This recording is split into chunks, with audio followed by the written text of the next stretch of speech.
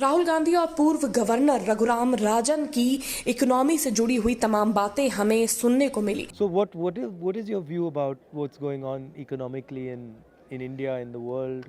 We were just discussing, the United States and China. So the next year is going to be more difficult than this one. Of course, this one had lots of difficulties with the war and all that. But because growth is going to slow in the world more generally, people are raising interest rates, that brings down growth. India is also going to be hit. Indian interest rates have also gone up, but Indian exports have been slowing quite a bit. And India's inflation problem is more a commodity inflation problem, vegetable inflation problem. And that is also going to be negative for growth. So I think that we would be lucky if we do 5% next year. See, the problem with the growth numbers is that you have to understand what you're measuring with respect to. If you had a terrible quarter last year and you're measuring with respect to that, you look very good. So ideally what you do is look before the pandemic in 2019 and look at now. And if you look at 2022 vis-a-vis 2019, it's about 2% a year. That's too low for us. And what do you attribute that to?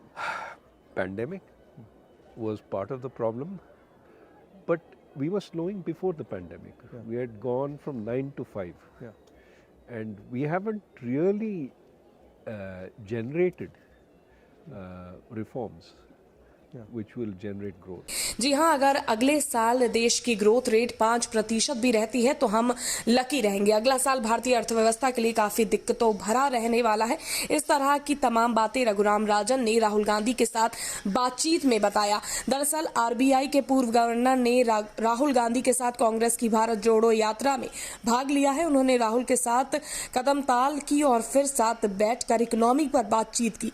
इस दौरान राहुल गांधी ने राजन से कई सारे सवाल पूछे। आइए जानते हैं कि राजन और राहुल के बीच की ये चर्चा में क्या कुछ बातचीत हुई। So how does one think about this unemployment issue, because it's everywhere. I speak to kids and I ask them what you want to do, and they only answer five things. Lawyer, doctor, IAS, military, engineer.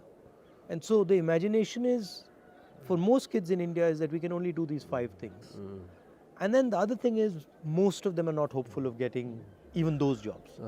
नहीं, बेरोजगारी तो बहुत बड़ी problem है।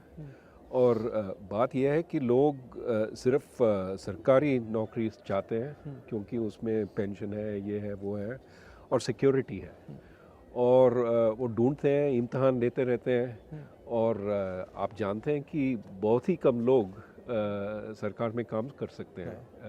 अगर आप पूरे जो नौकरी है सरकार में, आप उनको अगर ओपन भी करते हैं तो ज़्यादा से ज़्यादा 1% 2% वहाँ पे एम्प्लॉय हो जाएंगे। तो इसलिए मेरे ख्याल में हमें प्राइवेट सेक्टर को बढ़ाना है, क्योंकि वहाँ पे नौकरी रोज़गारी आगे बढ़ा सकते हैं वहाँ पे। और एक तो प्राइवेट सेक्टर, एक एग्रीकल्चर में अगर हम टेक्नोलॉजी ले आते हैं वहाँ पे तो वहाँ पे भी नौकरी पैदा हो सकते हैं। और ये जो फॉर्मल सेक्टर है, हम सिर्फ मैन्युफैक्चरिंग को देख रहे हैं, ये PLI स्कीम वगैरह, लेकिन हमें सर्विसेज को भी देखना है कि क्योंकि सर्विसेज में नौकरी काफ़ी ज़्यादा नौकरी पैदा हो सकती है। और आप पहले कह रहे थे कि अब एक नए तरीके की सर्विसेज की नौकरी आ रही है। ज़रूर। आजकल ये जो कंसल्टिंग फर्म्स हैं वो पहले अमेरिका में बेचते थे अपने सर्विसेज, और इंडिया में बैक ऑफिस का काम करते थे, ये पावर पॉइंट प्रेजेंटेशन, ये वो। आजकल वो इंडिया में कंसल्टेंट्स एम्प्लॉय कर रहे हैं। वो कंसल्टेंट्स काम कर रहे हैं जैसे कि वो अमेरिका में हैं, और प्रेजेंटेशंस दे रहे हैं जूम पे। They are actually as if they are working in America, which means they get much higher salaries. But इसके लिए अंग्रेजी की ज़रूरत है। अंग्रेजी की ज़रूरत है और हायर एजुकेशन की ज़रूरत है। और हायर एजुकेशन के लिए प्राइमरी एजुकेशन चाहिए, सेकेंडरी एजुकेशन चाहिए। तो अभी आप जानते हैं ये पैंडेमिक हुआ है और काफ़ी सारे बच्चे अभी स्कूल नहीं गए, 2 साल के लिए नहीं गए। ना सिर्फ सीखे नहीं 2 साल के लिए, लेकिन भूल भी गए। तो अभी देर 3 years behind their class. Time ज़ाया हो गया उनका। हाँ, तो अब क्या करेंगे, हम उनको वापस ले आते हैं और we don't take into account कि they not able to deal with the class there in. So the problem is we're going to suffer. These kids are not going to be able to do the high quality work. So we have to pay a lot more attention to education. अच्छा, इसमें हिंदुस्तान में एक और चीज़ हो रही है, 4-5 पूंजीपति बहुत अमीर हो रहे हैं और हर बिजनेस में वो जा पा रहे हैं और बाकी हिंदुस्तान जो है वो पीछे रह रहा है. जो किसान हैं, गरीब लोग हैं, उनका एक हिंदुस्तान बन रहा है और फिर ये 5, 6, 10, 15 लोग हैं जिनका दूसरा हिंदुस्तान बन रहा है. एक के सपने पूरे हो रहे हैं, एक के सपने नष्ट हो रहे हैं. तो ये इनइक्वालिटी जो बढ़ रही है, इसके बारे में हमें क्या करना चाहिए? ये तो बहुत बड़ी प्रॉब्लम है. सिर्फ वो इंडस्ट्रियलिस्ट के बारे में नहीं है, ये जो अपर मिडिल क्लास है उनका तो आय बढ़ गया है पैंडेमिक में, क्योंकि वो घर से काम कर सकते थे. और जो गरीब लोग हैं उनको फैक्ट्री में जाना पड़ता था और फैक्ट्री बंद हो गई तो मासिक आय नहीं आई उनको. तो ये डिवाइड जो है पैंडेमिक में बढ़ गया. और जो सबसे गरीब है उनको तो मिलता है ये राशन में, उनको सब कुछ मिलता है. जो अमीर है उनका कोई नुकसान नहीं हुआ है. जो बीच में है, ये लोअर मिडिल क्लास जो है, उनको काफ़ी नुकसान हुआ. नौकरी तो बंद हो गई, बेरोज़गारी बढ़ रही है, कर्ज बढ़ रही है, वो कर्ज ले रहे हैं, ब्याज दर अभी बढ़ रही है. तो उनका तो काफ़ी नुकसान हुआ है और उनकी तरफ हमें देखना है और जो नीति हम बना रहे हैं उनके लिए बनाना चाहिए, क्योंकि दर्द वहाँ पे बहुत ज़्यादा है. और ये भी है कि आप जो कह रहे हैं कंसंट्रेशन हो रहा है ये जो इंडस्ट्रियलिस्ट का, उसको भी देखना है. हम कैपिटलिज्म के अगेंस्ट नहीं हो सकते हैं, लेकिन कंपटीशन के लिए हमें लड़ना है. मतलब मोनोपोली के खिलाफ हो सकते हैं. मोनोपोली के खिलाफ हो सकते हैं, लेकिन कैपिटलिज्म तो ये जो छोटे बिजनेसेस हैं वो भी अच्छे हैं देश के लिए.